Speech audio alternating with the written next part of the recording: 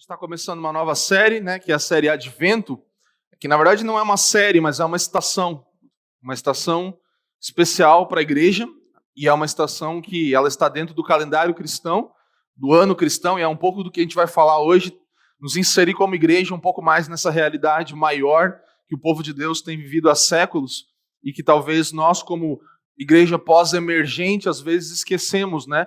A igreja nesse tempo talvez não valoriza tanto coisas assim, nós temos resgatado esses valores, e eu gostaria de ler esse texto como leitura bíblica dessa manhã junto com você, antes de nós mergulharmos especificamente no que vamos falar, né, juntos aqui. Então leia comigo aí o texto de 2 Pedro, no capítulo 1, do versículo 12 até o 21. Vou ler aqui, você acompanha aí. Por essa razão, sempre estarei pronto para trazer-vos lembrados acerca destas coisas. Embora estejais certos da verdade já presente, convosco e nela confirmados. Também considero justo, enquanto estou nesse tabernáculo, despertar-vos com estas lembranças. Certo de que estou prestes a deixar o meu tabernáculo, como efetivamente nosso Senhor Jesus Cristo me revelou. Mas de minha parte, esforçar-me-ei diligentemente por fazer que, a todo tempo, mesmo depois da minha partida, conserveis lembrança de tudo. 16. Porque não vos demos a conhecer o poder e a vinda de nosso Senhor Jesus Cristo, seguindo fábulas engenhosamente inventadas, mas nós mesmos fomos testemunhas oculares da sua majestade, pois ele recebeu da parte de Deus Pai honra e glória, quando pela glória excelsa lhe foi enviada a seguinte voz: este é o meu Filho amado, em quem me comprazo. Ora, esta voz, vinda do céu, nós a ouvimos quando estávamos com ele no Monte Santo.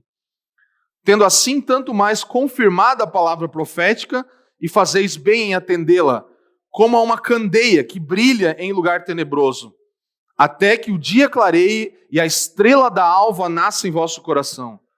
Sabendo primeiramente isto, que nenhuma profecia da Escritura provém de particular elucidação, porque nunca jamais qualquer profecia foi dada por vontade humana. Entretanto, homens santos falaram da parte de Deus, movidos pelo Espírito Santo. Incline sua cabeça, vamos orar juntos. Pai, nós te rendemos graças e com muita submissão e reverência nós nos aproximamos de Ti nessa manhã, porque a Sua graça tem sido derramada em nossos corações pelo Espírito, assim como o Teu amor. E nós somos gratos, nós dizemos obrigado, Pai, por tantas dádivas, presentes que Você tem nos dado nesse dia e nessa estação em que estamos vivendo, Pai. E nessa manhã nós Te agradecemos por Tua palavra, e que essas doces lembranças daquilo que nós vivemos como povo invadam o nosso coração nessa manhã, e que o Teu Espírito ilumine o nosso interior para que possamos compreender o chamado, a santa vocação pela qual nós somos chamados, Deus. O princípio daquilo que devemos viver a cada dia. Ilumina-nos nessa manhã e enche-nos de graça mais uma vez por meio da Tua palavra e do Teu Espírito. Amém. Amém, gente? Glória a Deus. Então, juntos nós queremos fazer uma introdução a essa nova estação que nós estamos para entrar agora, que é o Advento. E Pedro aqui nessa sua carta, ele ali no versículo 13, ele já fala que ele tem o objetivo de despertar lembranças nos leitores da carta, que hoje somos nós. Ele fala que vocês possam conservar lembrança no final do versículo 14. E ele continua trazendo essa ideia de que eu quero que vocês sempre estejam conectados com aquilo que nós vivemos como povo. E aí ele fala, nós mesmos, no versículo 16, fomos testemunhas oculares da sua ressurreição, da sua majestade. Nós a ouvimos quando estávamos com ele no Monte Santo. E ele fala que nós queremos juntos despertar essa estrela alva em nosso coração. Então é muito interessante que Pedro aqui, o espírito do que ele está comunicando é que ele quer que o povo todo, em todas as eras e gerações em que essa carta fosse lida, eles se conectassem com aquilo que o povo de Deus viveu. Isso nos insere hoje, nessa manhã. Então, a ideia e o espírito pelo qual eu quero comunicar essa palavra nessa manhã é isso, é que você possa entender que o chamado bíblico, não só nesse texto, em vários textos, é que nós possamos nos lembrar daquilo que nós vivemos como povo de Deus, porque nós mesmos, e muitos milhões e bilhões de leitores dessa carta vão falar, eu não estive com o Senhor no monte, mas eu não fui testemunho ocular da sua majestade, mas eu não fui parte disso de forma física, né? Mas nós, como povo, estivemos nesse lugar, junto com todos esses irmãos. E eu quero que você agora conecte o seu coração e posicione o seu coração numa ideia de coletividade com o povo de Deus em todas as gerações.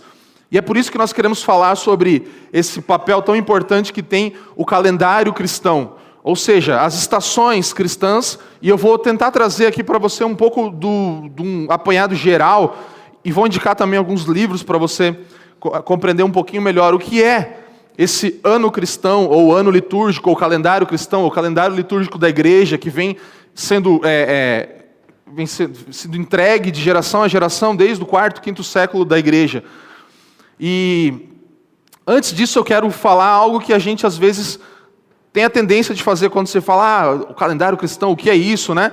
O mau uso das tradições às vezes nos faz repudiar alguma tradição. Então, nós vemos o mau uso de algumas coisas que aconteceu e a gente fala, não, eu não quero me envolver com esse tipo de coisa. Por exemplo, nós vamos ver aqui, e no calendário cristão há várias datas. Por exemplo, existe algo que se chama o Dia de Todos os Santos. Então, você vai falar, isso é um feriado católico, porque acende vela para os santos e eu não tenho nada a ver com isso. O Dia de Todos os Santos, por exemplo, a história desse dia é um dia em que se homenagearia os mártires, aqueles que morreram pela causa de Cristo. Então, isso foi perdido e a gente cria repúdio. A gente fala, não quero me envolver com essas coisas. Então, esse texto que eu li da carta de Pedro e os outros que eu vou ler, você vai perceber que não há uma ordenação bíblica para que nós possamos usar a liturgia do calendário cristão nos anos e nas estações.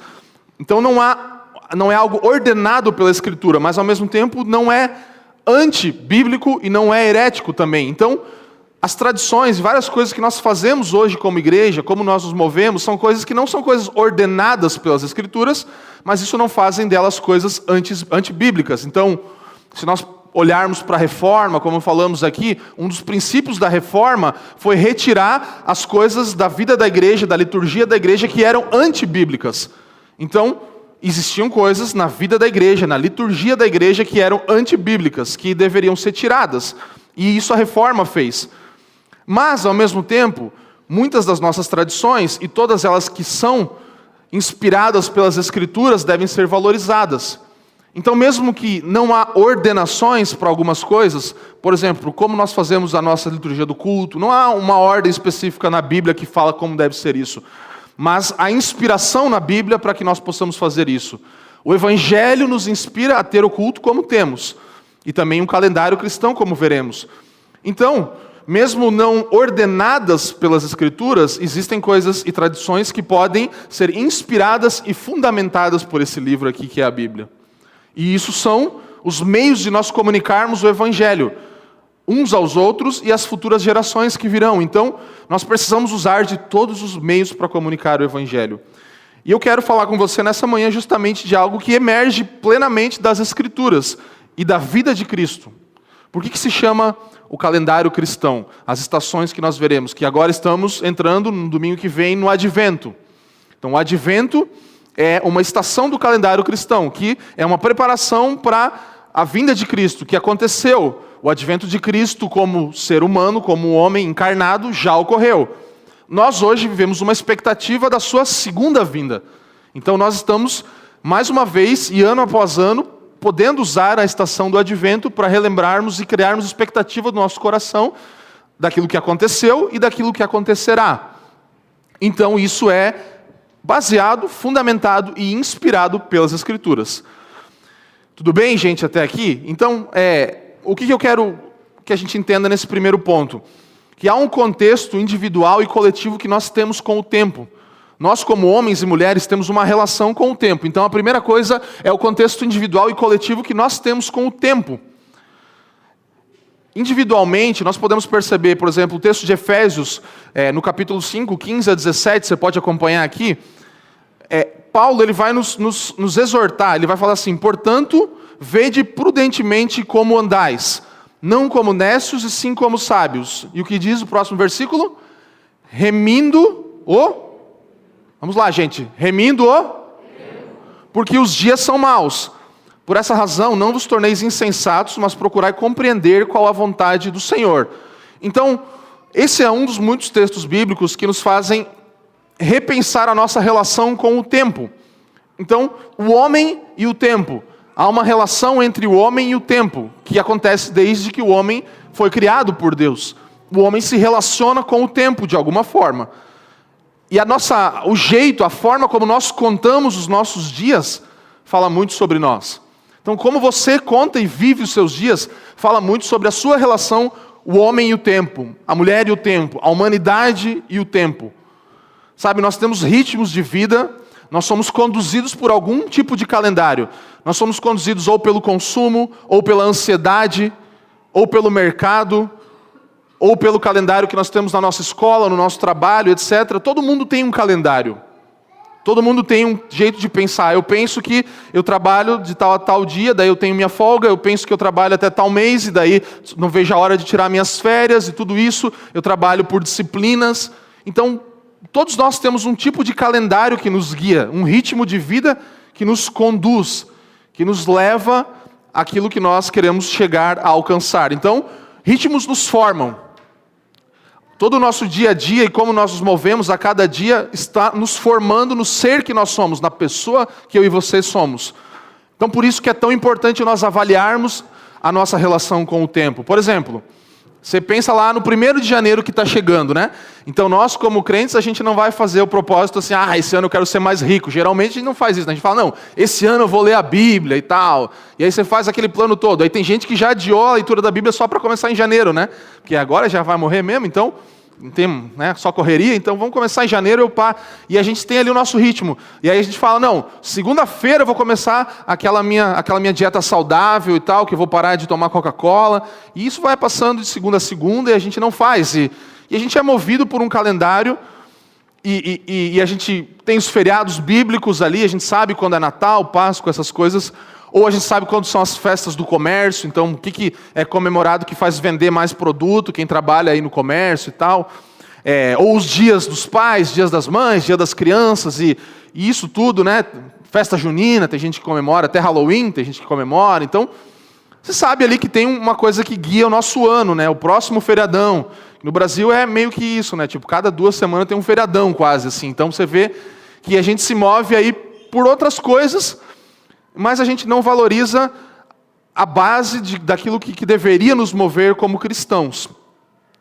E o tempo, a nossa relação com o tempo tem a ver com memórias também, trazer à memória coisas boas. Então tem cores, imagens, sabores, sons, coisas que te despertam a um momento que você viveu da sua vida, né? Quem nunca comeu aquele salgadinho, aquela bolacha, aquela coisa que remeteu à lembrança de uma infância que você teve, ou de uma música que você ouvia? Isso tudo mostra a nossa relação com o tempo, mostra a nossa relação com resgatar, com sentir novamente, com perceber novamente aquilo que um dia a gente experimentou. Por isso, eu trago essa ideia e esse texto que nós já falamos, que não é diretivo em relação ao calendário cristão de Pedro aqui, mas ele está falando isso, ele fala, nunca esqueça, nunca perca, relembre-se novamente daqueles momentos que nós vivemos como povo de Deus. Resgate novamente, sempre de novo, aquilo que você experimentou como povo de Deus. Então, Pedro está falando aqui de uma relação coletiva com o tempo. E nós, família dos que creem, não somos uma igreja histórica, nós não viemos de uma tradição litúrgica de igreja, nós somos um contexto de plantação de igreja. Nós estamos aqui plantando uma igreja com um baixo peso institucional, então não tem, a família dos que creem não é uma igreja institucional, nós somos inseridos nesse movimento de rede de igrejas que não é institucional, nós estamos nos formatando, nos organizando em algumas coisas, mas o nosso peso institucional é muito baixo. Mas ao mesmo tempo, nós estamos conscientes de um movimento pós-moderno, como eu falei, pós-emergente, que está acontecendo hoje, que nos faz ver a importância de resgatar valores. Então, especialmente aí nos últimos anos, nós como pastores dessa casa, começamos a estudar e buscar contexto histórico para fundamentar como nós vamos viver a nossa igreja local, com raízes, com fundamentos, com coisas que vão além de nós mesmos. Ontem nós falamos sobre isso aqui no Partir do Pão. Ser igreja vai além de você mesmo, vai além da sua geração, da minha geração, vai além daquilo que nós vivemos a cada dia. Então, essa plantação dessa igreja que já está durando aí 15, 20 anos, a família dos que creem, se você não sabe, é uma igreja em plantação há mais de 20 anos já.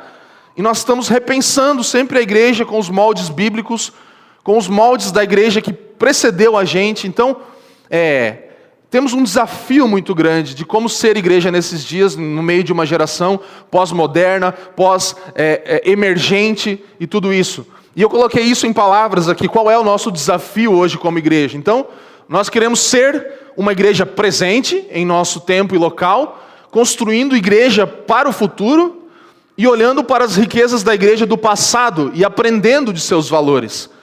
É isso que nós, e você junto comigo, precisa ter como desafio. Ser uma igreja que é presente no tempo e local que está plantada, construindo a igreja para o futuro, mas sempre olhando para as riquezas e para aquilo que a igreja do passado trouxe, os valores que podem nos ensinar e tudo isso. Então, estamos falando mais uma vez nessa manhã sobre o valor das tradições cristãs e de tudo isso. Então, eu não quero aqui trazer uma palavra que fala sobre nostalgia ou sobre coisas assim, mas sobre como a tradição cristã pode ser pedagógica. Então, a tradição cristã como pedagogia. A gente fala sempre que o culto aqui, o formato que nós fazemos é um culto pedagógico. Está ensinando coisas para você e para mim. E agora, esse tema do calendário cristão que introduz a nossa estação que entraremos, que é o Advento, tem esse objetivo também, de ensinar a gente com o calendário, com as datas e com os dias, a contar os nossos dias e aprender a viver eles de acordo com um padrão que não é deste mundo, no sentido de que não é secularizado, de que não é um padrão de mercado, de consumo. Então, o Salmo 90, no versículo 12, diz assim, ensina-nos a contar os nossos dias para que alcancemos coração sábio. Então, mais uma vez, um texto bíblico que fala da relação do homem com o tempo. E esse texto específico, ele está falando que o tempo nos ensina. O contar os nossos dias nos ensina algo. Ensina-nos a contar os nossos dias, porque isso vai nos dar um coração sábio. Sabe, nós precisamos aprender a contar e ver os nossos dias do passado como algo que nos influencia no presente para aquilo que nós vamos construir para o futuro. Nós precisamos habitar a história cristã, para que essa história seja a nossa história. Então nós precisamos lembrar de todas as coisas que o cristianismo já viveu, para que nós possamos falar, não é uma história externa a mim, é a minha história. Então se eu habito a história do cristianismo, até que ela se torne a minha história, eu vou estar sendo edificado e inspirado por aquilo que os homens de Deus e todo o povo de Deus viveu antes de mim. Então, nós precisamos habitar a história cristã para que ela se torne a nossa história. Então, lembrar dos símbolos, das cores, das imagens, dos sons, dos sabores, das estações, para conectar-nos com uma realidade que é a nossa realidade, que não é a realidade de um outro povo. Você pode me falar, como que eu vou lembrar do Advento se eu não estava lá? Sim, você estava lá, como povo. Você não é sozinho, você não é um crente isolado que nasceu em 1970, 80, 90, 2000 e pouquinho. Não, nós estamos conectados com o povo, então nós estávamos lá quando tudo isso aconteceu, você me entende? Nós agora somos parte de um povo maior do que nós mesmos. Nós precisamos olhar para essa realidade toda da história cristã e falar, eu estive lá. Nós precisamos ver Jesus nascendo de novo e de novo todos os anos para lembrar disso. Porque nós estivemos lá quando Jesus nasceu. Como povo de Deus, Ele veio ser o nosso Messias também. Por isso que todos os anos precisamos relembrar de novo. Cristo nasceu, o Verbo se fez carne. Eu sou parte disso, eu estou relembrando aquilo que eu vivi. E como o calendário cristão mais propriamente dito agora, eu queria que a gente olhasse um pouco para a origem disso, que vem do século IV, século V, como eu falei. Então, lá nasce a ideia de nós termos um calendário importante. Um calendário que guiasse a história da igreja, que trouxesse a história da igreja para a próxima geração e que guiasse o povo nas suas leituras bíblicas, no seu espírito interior de se preparar a cada vez para uma nova estação, relembrar e trazer essa estação para um momento atual. Então, o calendário cristão, alguns podem falar e lembrar do calendário judaico aqui, né? E o calendário judaico, ele na verdade, o calendário cristão incorporou algumas datas judaicas concretizadas por Cristo, como Páscoa, como Pentecostes, são datas que Cristo concretizou, promessas foram cumpridas nessas datas, e elas se tornaram também parte do calendário cristão.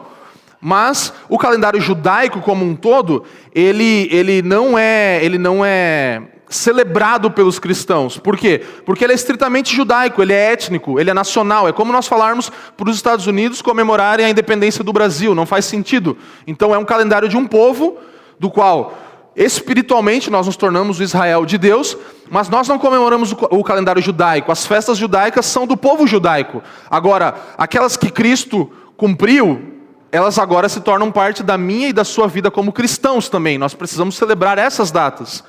Então o calendário judaico, ele considera as datas como santas. Então, são datas santas e são datas especiais para eles. Já o calendário cristão considera datas como pedagógicas. A partir de uma visão protestante, o calendário cristão, ele considera as datas não como santas, mas como pedagógicas. Então nós estamos falando do Advento, do Natal, da Quaresma, de todas essas datas do tempo comum e etc. Nós estamos falando de datas pedagógicas e não de datas santas. Nós não adoramos um calendário cristão, mas nós estamos aqui pedagogicamente sendo ensinados por esse calendário. Então o objetivo do calendário e do ano cristão é nos voltar para a Escritura. Um calendário que seja guiado pela narrativa bíblica. A gente está falando muito disso aqui na família. Criação, queda, redenção e consumação. É uma metanarrativa. É uma grande história que deve nos guiar. Então, a mesma coisa acontece agora com o calendário cristão. Ele nos volta para a Bíblia. Ele nos faz olhar sempre de novo para esse meio de graça através de uma narrativa, de uma história. De datas, de símbolos, de coisas que são pedagógicos. Um calendário que aponta para Cristo, que não aponta para o consumo, que não aponta para mim mesmo e para você mesmo, mas que aponta sempre para Cristo. É isso que nós queremos tratar e resgatar. Não são coisas dos romanos. A gente pensa, mas essa é coisa do católico, ficar lembrando dessas datas e tal. Não, não é coisa do católico romano, é coisa do católico, eu e você, a igreja universal, a igreja católica como aquela igreja da qual nós somos parte, não a romana. Nós, como falamos, a reforma, ela tira as coisas antibíblicas da liturgia e da história cristã, mostrando isso não é bíblico. O restante nós devemos guardar. Então nós somos parte dessa história. E nós temos que tomar essas âncoras, esses marcos devocionais na vida dos cristãos e trazer isso para a nossa vida, para a nossa prática, sabe? Lá no quarto e no quinto século, quando eles começaram a formar esse calendário, lembrando dos momentos da história da igreja e de tudo isso, a ideia era ensinar os catecúmenos. Os catecúmenos eram os novos crentes, aqueles que estavam sendo catequizados, que estavam sendo ensinados nos princípios bíblicos básicos. E aí eles começaram a falar, vamos contar a história desse jeito para que esses novos irmãos que estão sendo parte agora da família de fé possam aprender o que aconteceu. Então, é estritamente usado para o discipulado, para a formação cristã dentro dos crentes.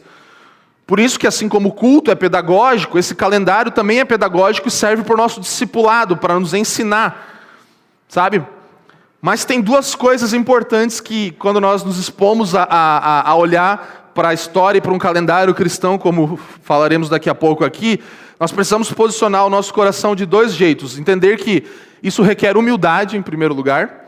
Então você precisa ter humildade no seu coração para reconhecer a sabedoria dos cristãos antigos e daqueles que vieram antes de nós. E a gente tem dificuldade com se humilhar e reconhecer que os outros irmãos que nos precederam trouxeram heranças importantes. Nós achamos que nós somos a geração que vai trazer o avivamento. Esse é o problema. Nós achamos que nós somos a nova coisa que vai acontecer. E nós precisamos olhar humildemente para aqueles que vieram antes de nós. Eu não vejo a hora, às vezes eu falo, de vez em quando eu falo isso para a Jaque, eu queria muito assim, que a gente acha que só vai chegar nisso quando a gente ficar velho mesmo, mas de ter um irmão ancião no nosso meio mesmo, assim, que eu pudesse respeitar e olhar. Eu amo isso, eu amo aprender sentar com uma pessoa mais velha e não falar nada, porque eu não tenho nada para falar. Não adianta eu ensinar, eu posso saber mexer melhor nas coisas tecnológicas, mas ouvir da sabedoria de um ancião é uma coisa que não tem igual. Você sentar, se você vê alguma pessoa com cabelinho branco assim, pode chegar perto desse irmão e sentar e ouvir ele, que ele vai ter coisas para te ensinar. Então nós precisamos resgatar isso. Nós achamos que nós somos a última bolacha do pacote, né? Que nós vamos fazer as coisas e a gente acha que é muito incrível que um bebezinho pequeno já sabe mexer no celular. Cara, isso Não é isso, gente. A gente acha que a tecnologia é a parada. Não, não é. Então vamos olhar e nos humilhar para reconhecer a sabedoria desses irmãos. E a segunda coisa é olhar que faz sentido teológico nós nos basear a nossa vida e construir a nossa vida em cima de uma história maior. Há uma história maior, não é a sua história. Não é a minha história. Nosso problema foi sempre pegar as Escrituras e olhar para Davi e falar, eu sou Davi. Quem é o meu gigante? Eu vou derrubar o meu gigante, tudo isso. E não olhar para Davi como alguém que fez parte da minha história, da minha família e trouxe até aqui tudo aquilo que nós estamos vivendo hoje, depois em Cristo, etc. A gente olha para a Bíblia e a aplicação pessoal das Escrituras é importante, mas nós não podemos olhar e centralizar toda a Bíblia em nós mesmos, e olhar para nós mesmos e falar, eu sou esse cara e o meu inimigo, eu vou derrotar. Não, não é isso, gente. Tem uma história maior do que a sua. Tem uma história maior do que a minha. E a gente precisa dessas duas coisas, humildade para olhar para isso e reconhecer que isso faz sentido hoje, sermos inseridos em algo maior do que nós. Então vamos falar aqui o que é o calendário cristão, ou o calendário litúrgico, ou o ano cristão propriamente dito, né? Nós temos eu poderia citar vários textos bíblicos aqui que ainda vão trazer essa ideia da inspiração. Como eu falei, não diretivo para que nós aplicássemos isso, mas inspirações e fundamentos que nos fazem valorizar a nossa relação com o tempo. Então, Eclesiastes 3, se você estiver anotando, dá uma lida em casa, há tempo para todo propósito, plantar, colher, abraçar, afastar, fazer tudo isso. Depois nós podemos ver o próprio Jesus lá em João no capítulo 2, ele vai falar, ainda não é chegada a minha hora. Então, há vários tipos de relações com o tempo nas Escrituras que nos ensinam a perceber e discernir o tempo para se mover, para não se mover. E nós não vamos entrar neles todos pela falta de tempo. Mas a proposta é que nós possamos olhar para esse calendário e deixar-nos orientar por ele, sabe?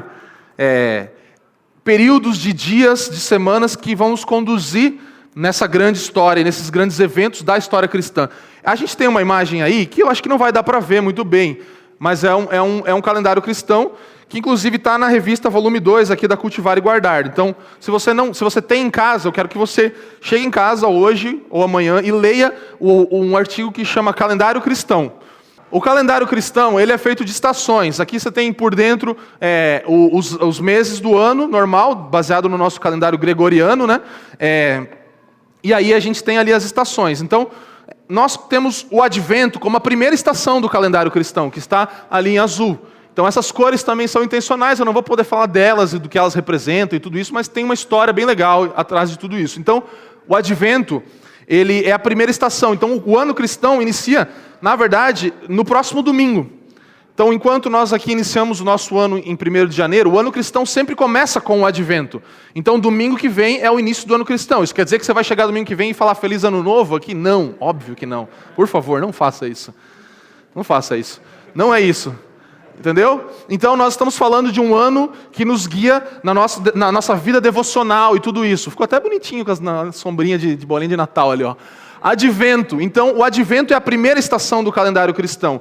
O ano cristão começa sempre no 4º domingo antes do Natal. Então nós temos 1º, 2º, 3º e 4º domingo de Advento que vem antes do Natal. Eu não vou falar sobre cada estação, não temos como fazer isso aqui. Mas sobre essa especificamente, a gente vai ter agora 4 palavras. Os 4 próximos domingos, que são os domingos de Advento, nós falaremos sobre a perspectiva passada, presente, futura e eterna do Advento. O que o Advento é nessas perspectivas. Então essa é a primeira estação, primeiro período de dias ou semanas, que são 4 semanas. Depois nós temos o Natal, que é comemorado no Ocidente aqui no dia 25 de dezembro. Também não vou entrar nessa discussão, que não tem muitos argumentos para falar que é 25, tem vários para dizer que não é, ninguém sabe direito o dia que Jesus nasceu. A verdade é que não vale a pena a gente também falar, não, é em setembro, é em outubro. É melhor nós usarmos da cultura e lembrarmos desse dia juntos e usarmos isso para pregar o Evangelho. Essa é a melhor coisa que a gente pode fazer. Então não é a discussão sobre quando é, quando não é. É o dia em que nós lembramos. É o dia em que nós estamos fazendo isso intencionalmente. E se você quiser saber mais sobre isso, tem uma palavra do Igor Miguel, pastor lá da Igreja Esperança, ele fala sobre isso. A Jaque até compartilhou no Instagram. Se você quiser depois me pede, a gente manda para você ouvir. Ele vai falar bastante sobre a ideia do Natal e desse paganismo que todo mundo fala do Natal, né? Bem legal. Então, começa-se dia 25 de dezembro, um período de 12 dias. O dia de Natal é 25, mas há uma estação de Natal. Então, ali a gente lembra a encarnação do Verbo, o Verbo encarnado. Cristo como Verbo encarnado. E aí nós temos, nesse período todo de Advento e Natal, essa lembrança da expectativa do povo de Deus antes de Cristo nascer, lembrando tudo aquilo que as profecias diziam e toda a expectativa que foi gerada em cima do Messias que viria, né? E também nós alimentamos a nossa esperança para esse Filho de Deus que retornará novamente. Então nós lembramos de novo do que foi e do que virá. Então isso tudo termina no dia 5 de janeiro, essa estação do Natal. E aí vem a estação da Epifania, que nós temos ali, Natal e Epifania, está junto nesse calendário, que começa no dia 6 de janeiro. A Epifania, você pode achar uma palavra muito feia ou muito bonita, né? Depende do que você entende por Epifania. Então, a Epifania, ela fala da manifestação, da revelação da glória de Cristo para o mundo inteiro. Então, Cristo se revela agora para o mundo inteiro. Judeus e gentios podem agora conhecer o Messias. Isso é aparecimento, epifania, uma estação que agora se estende até depois do tempo comum, né? Que nós temos tempo comum dividido em duas partes, está ali e aqui embaixo também bem grande, que é um tempo da vida de Cristo. A primeira parte do tempo comum é quando nós lembramos da vida de Cristo, do batismo dele, tudo isso, da transfiguração, etc. E aí o período da quaresma, que esse é o que mais a galera tem medo, assim, fala, nossa, isso é católico romano mesmo. Não, quaresma nada mais significa do que 40º dia, né? O nome fala isso. Então, a ideia, nós falamos um pouco, tivemos uma série, você pode ir lá no YouTube ouvir, nas redes aí todas, que a igreja se prepara para caminhar com Cristo para Jerusalém, para a crucificação, lembrando disso tudo. E isso culmina na Semana Santa, que é o domingo de Ramos, a segunda, a terça, a quarta da Semana Santa, e depois o tríduo pascal, que está em branco ali. Então são 3 grandes dias, que é a quinta, a sexta da paixão, e o sábado santo, que é o clímax da humilhação de Cristo, que é o ponto mais baixo da história de Cristo na terra, que depois é precedido pela Páscoa, que também tem um dia de Páscoa especificamente, né? Que a gente geralmente celebra e lembra mais, e é o domingo da ressurreição, o dia em que a vida é celebrada novamente. Então o período, a Páscoa tem o dia, e no calendário cristão há uma estação da Páscoa que dura 50 dias no total. E no 40º dia desses 50 dias acontece a ascensão de Cristo, numa quinta-feira.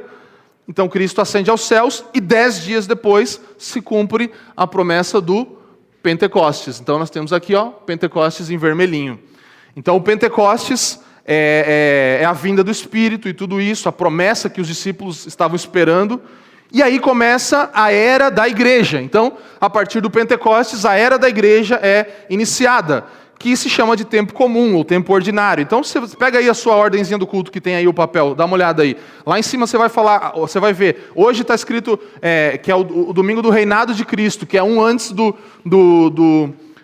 primeiro domingo de Advento. Então, nas outras semanas, não sei se você viu, mas sempre estava escrito assim, tempo comum. Aqui a gente coloca também, tempo comum, 24ª semana após o Pentecostes. Então, é o tempo que nós lembramos que agora nós temos o poder do Espírito e nos movemos nele para que a gente possa viver a vida da igreja, para que a gente possa executar aquilo que fomos chamados para executar e ser a encarnação de Cristo. Então, sempre aí vai ter a datinha que a gente sempre coloca. Então agora, através de Cristo, através da igreja, do seu corpo, a gente pode viver o tempo comum. Eu não vou falar sobre isso tudo, então só para você ter uma ideia, depois você pega a revista, compra, lê. E aí vem aquela pergunta, mas gente, isso aí não pode ficar engessado demais, né? Se a gente ficasse todo ano fazendo isso, lembrando e tal. Sabe, eu tenho uma coisa para dizer para você, que sempre a gente corre o risco de transformar texto bíblico em letra morta. Isso acontece com tudo. Tudo que a gente tem, a gente pode pegar um versículo mais assim, você fala, uau, você vai lendo, ele sempre pode se tornar uma letra morta. Mas, cada estação, eu coloquei isso aí, cada estação e cada narrativa bíblica, junto com a fase que eu e você estamos vivendo na nossa vida, vai trazer novas nuances, novas coisas. Então, todo ano a gente está vivendo coisas diferentes. E conectando isso com uma história maior, novas nuances vão aparecendo, novas coisas vão surgindo, e a gente pode ter uma base para viver a nossa vida nova sempre a cada dia. Então, pensa comigo, nós trabalhamos com o mesmo livro há mais de 2000 anos. Nós partimos o pão, como fizemos ontem, há mais de 2000 anos. Nós fazemos o mesmo batismo há mais de 2000 anos. Sabe? Se nós temos uma base sólida para construir, o Espírito pode trazer vida sobre essa base sólida. O problema é a gente querer um avivamento quando não tem nada o que avivar. Esse é o problema. Então a gente quer um avivamento em cima de algo que muda toda hora, que a gente está sempre querendo uma decoração, um estilo novo, uma música mais legal e mais parafernália aqui em cima, e aí a gente quer o avivamento. Mas vai avivar o quê? Vai avivar fumaça? Entende? Então, basicamente é isso, gente. Em cima de uma base sólida, o Espírito traz vida. E nós cremos no reavivamento da igreja e no reacender cada vez mais dessa chama em cima daquilo que o Espírito já fez na vida da igreja. E aí, depois, nós vamos poder experimentar isso. Mas em cima de nada, não tem como ter avivamento. Então, é isso que eu quero que você e eu pensemos quando vier esse pensamento do mas isso aí eu não gosto, é muito engessado. O problema é a nossa geração. Nós vivemos a modernidade líquida. Os sólidos são derretidos. Então, o casamento é fluido, a família é fluida, tudo é fluido. A gente quer tudo let it flow, né? É tudo, não, tem que ver, se eu tiver na vibe, eu passo, não, também não, tipo, né? É tudo assim. Então, nós estamos indo contra essa correnteza, nós não acreditamos em uma igreja fluida, nós acreditamos em uma igreja fundamentada. Uma igreja que está sob aquilo que já veio antes de nós, nas Escrituras e também na história da igreja. Então, vamos lá.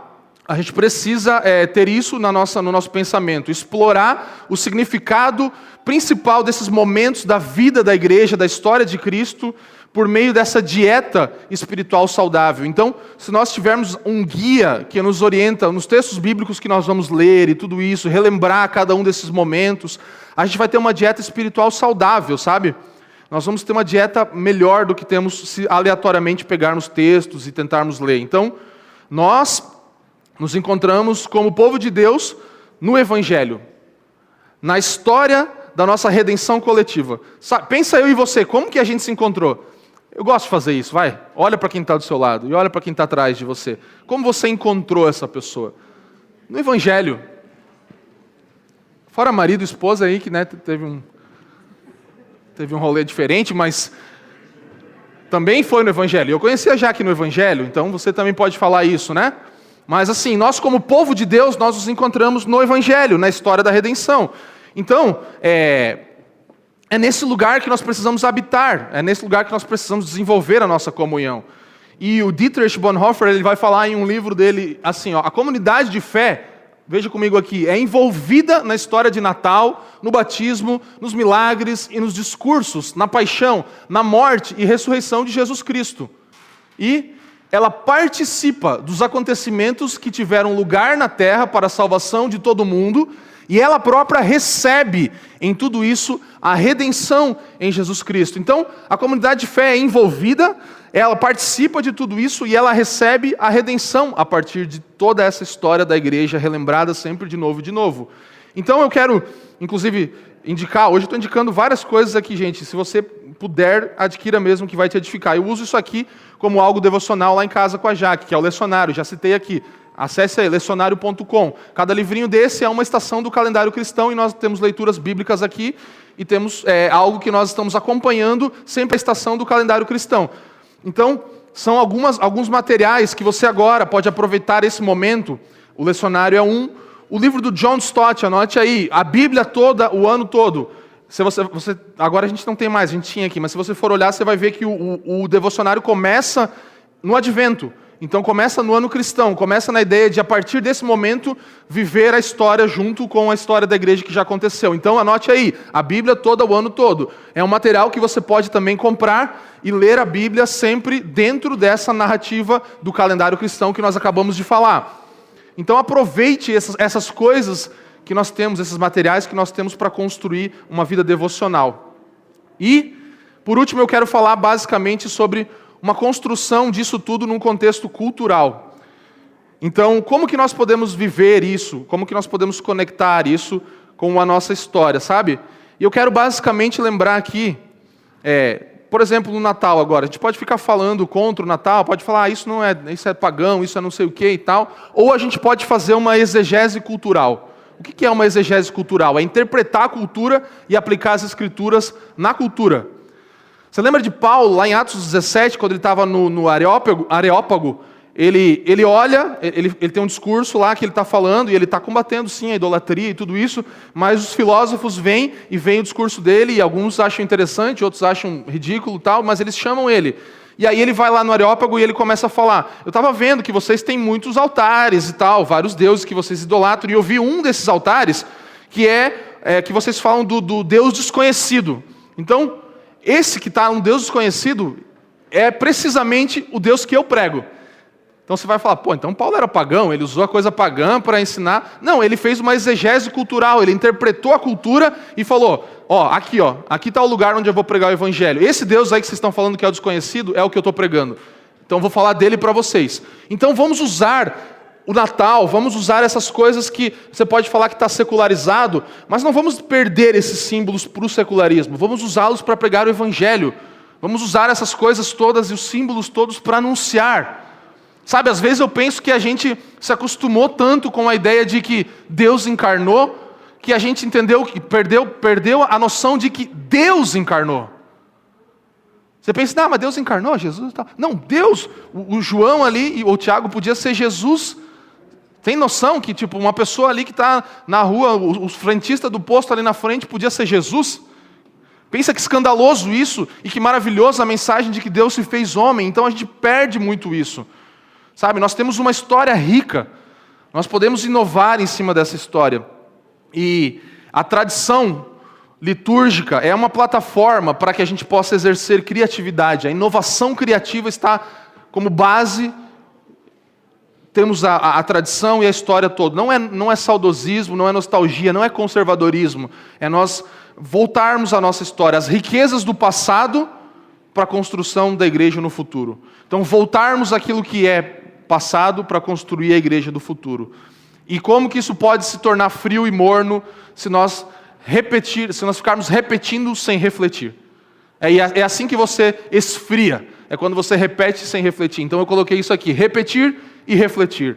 É isso que nós precisamos fazer. Repetir, todos os anos lembrarmos que Jesus nasceu, que nós estamos na expectativa do seu retorno, e refletir nisso. Essa é a forma que você não vai esfriar nesse contexto todo. Então diga comigo, vamos lá: repetir e refletir. Então repita e reflita todas as vezes nisso. E isso me leva à ideia de que eu posso viver um ritmo, que eu chamei aqui de ritmos da graça, né? O Salmo 19, ele vai falar assim, que um dia fala a outro dia. Você percebe? Há uma cadência. Então, um dia fala a outro dia, uma noite comunica a outra noite. Há um ritmo no tempo e na comunicação do tempo de um dia para o outro. Então, o dia de hoje vai comunicar coisas para o dia de amanhã. A noite de hoje vai comunicar coisas para a noite de amanhã. Há um ritmo, há uma cadência, há uma sequência, há um batimento aqui acontecendo com o tempo. Então, o ritmo da graça precisa nos conduzir, não o ritmo do comércio, o ritmo do consumo, o ritmo do meu coração. Sabe? É o ritmo daquilo que já ocorreu e aquilo que está ocorrendo até hoje. James Smith, ele fala assim: os ritmos e as liturgias servem para moldar os amores e mergulhar o evangelho em nossos ossos. Então nós queremos mergulhar o evangelho dentro de nós, através de ritmos, através de sequências de coisas que nós fazemos. Nós precisamos disso, estarmos preparados, contextualizados com tudo que veio e sempre pensar: a minha história não é minha história. A minha história tem a ver com a minha história de igreja local e com a história da igreja universal e por todas as eras que vieram antes de mim, sabe?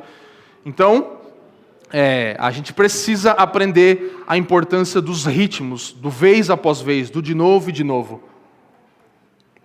E assim nós vamos pegar esses tesouros e usá-los como ferramentas mesmo para formar o nosso pensamento, para nos discipular, para nos ensinar a cada dia, sabe?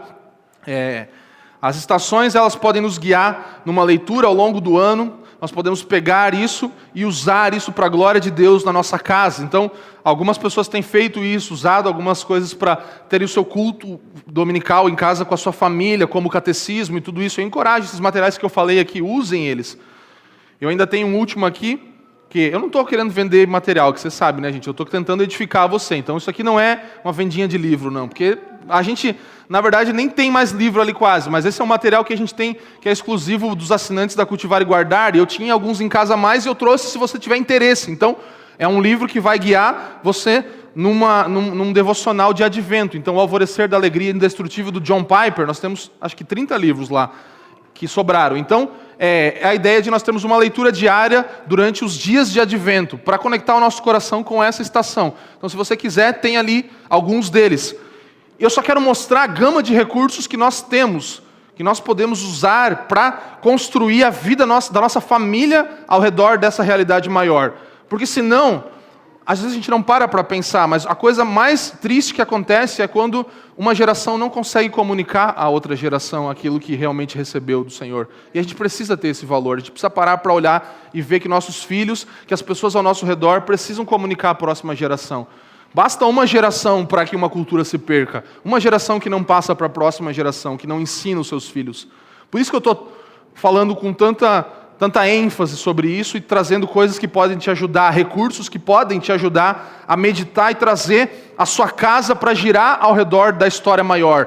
Porque a sua casa, a sua família tem uma história, mas ela é só parte de uma grande história que já ocorreu, que está ocorrendo.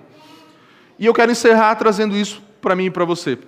Jesus é o centro e o motivo do ano cristão, ou do calendário cristão. Então, Jesus, centro e motivo. Nós não estamos falando de festas santas ou coisas santas, de dias que precisam ser santificados, mas de dias pedagógicos, estações pedagógicas que nos ensinam e centralizam Cristo. Por isso que às vezes é tão difícil, porque tudo centraliza Cristo. Não tem ideias aqui que são para o homem, que centralizam o homem, que colocam a gente no lugar do centro, mas tudo olha para a história de Cristo, a nossa relação com Cristo. Cada aspecto disso que falamos aponta para Cristo e nos tira do centro, nos tira do lugar central. Então nós vamos lembrar do Natal que Cristo nasceu, nós vamos lembrar da Páscoa em que Ele foi crucificado, da Quaresma em que Ele foi para o caminho de sofrimento, nós vamos lembrar do tempo comum em que Ele andou sobre a terra, do tempo comum em que nós, por causa dEle, nos tornamos igreja. Então tudo centraliza Cristo nisso, e é o que a gente mais precisa nesse tempo, porque tudo nesses dias centralizam eu e você. Tudo você precisa, você necessita, você vai vencer, e você já percebeu que nós aqui não falamos isso, né? Então, a gente vai sempre usar todas as ferramentas e apontar para a Bíblia como um livro que nos tira do centro e coloca Cristo como o centro da nossa vida. Todas as datas, toda a história, toda a tradição cristã aponta para Cristo. Tudo aponta para Ele. Tudo direciona a nossa vida para Ele. E que a cada estação, eu encerro com isso, com essa intenção do meu coração e do nosso coração como pastores para essa igreja.